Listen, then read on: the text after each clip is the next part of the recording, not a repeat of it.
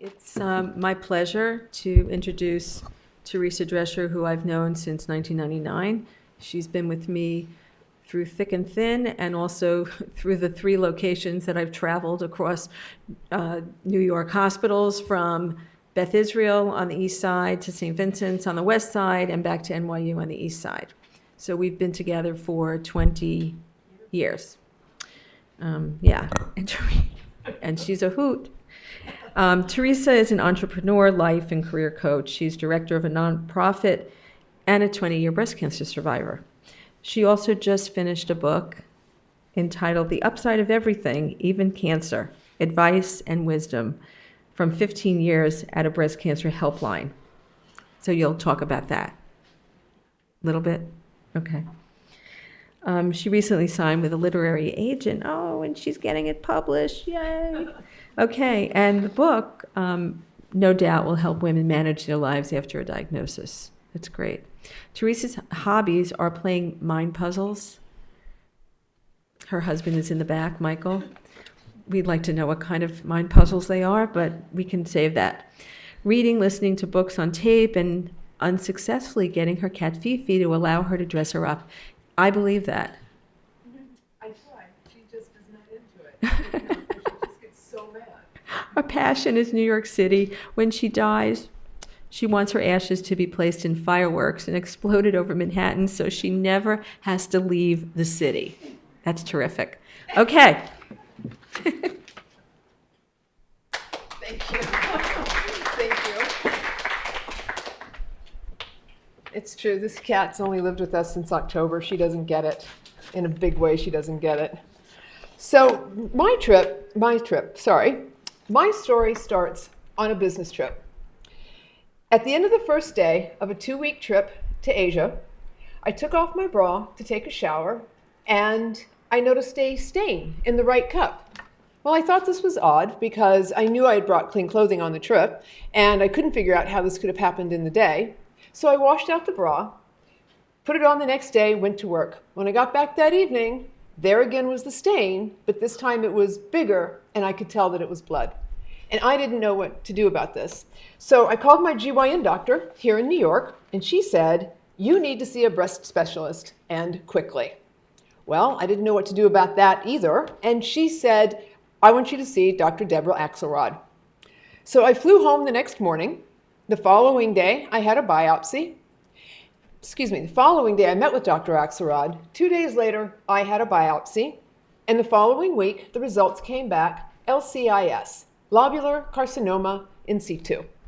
That is considered stage 0 cancer. So my options were start tamoxifen as a preventative, or watch myself more closely by adding MRIs and sonograms to my screening. Well, I looked at the side effects of tamoxifen and decided that watching myself was the better course for me.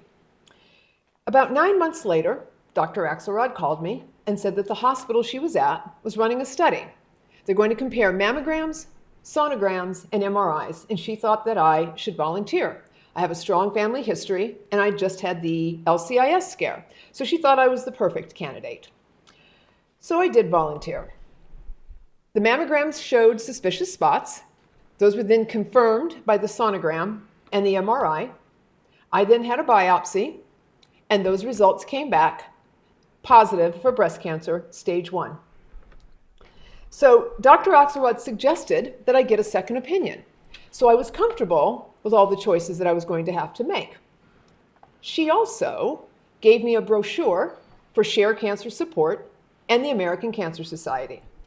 And to this day, I still consider that the kindest, most compassionate thing a doctor has ever done for me. I became a regular caller to the helplines to get through the cancer.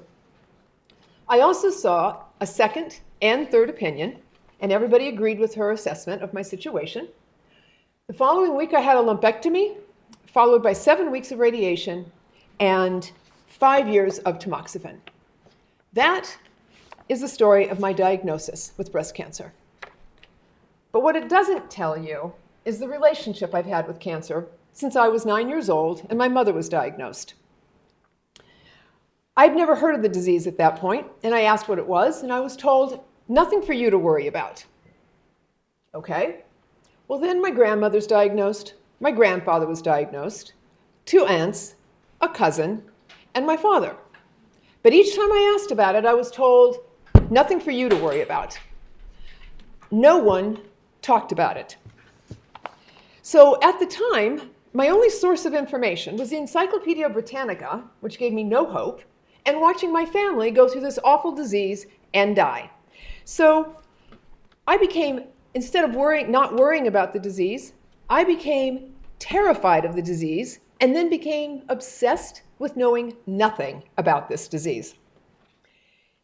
But in 1971, Richard Nixon declared war on cancer. Now the information is everywhere. Now it's on TV, in public service announcements, it's in magazines, but everything I didn't want to know is now in my face with cancer. But I doubled down, making sure I still knew nothing about this disease.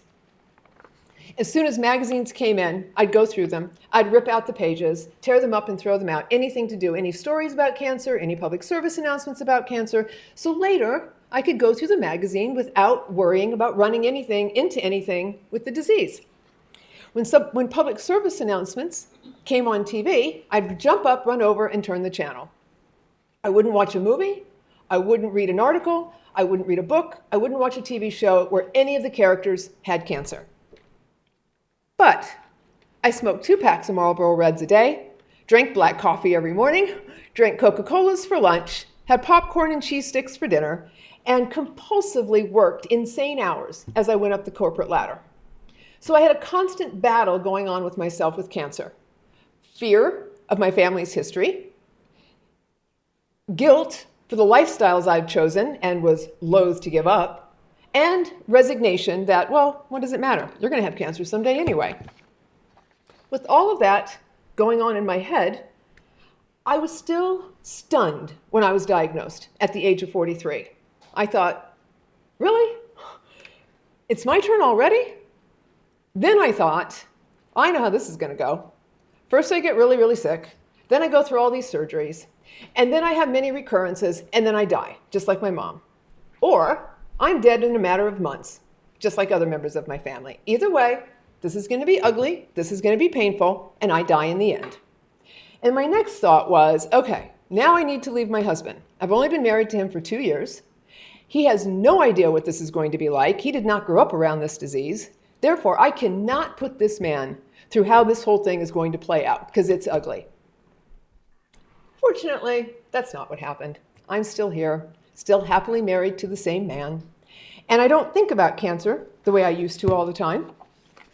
But I will say, being a survivor has not always been easy.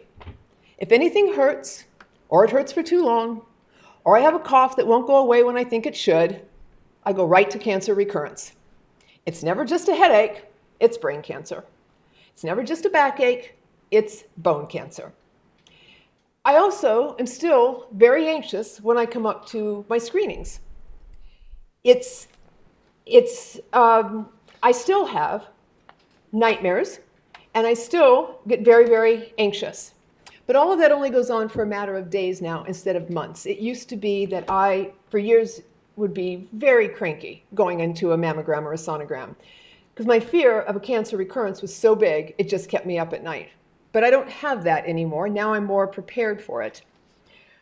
But what I believe, I've come to find out, that cancer is like a truth serum. You find out what you're made of and what everyone else is all about.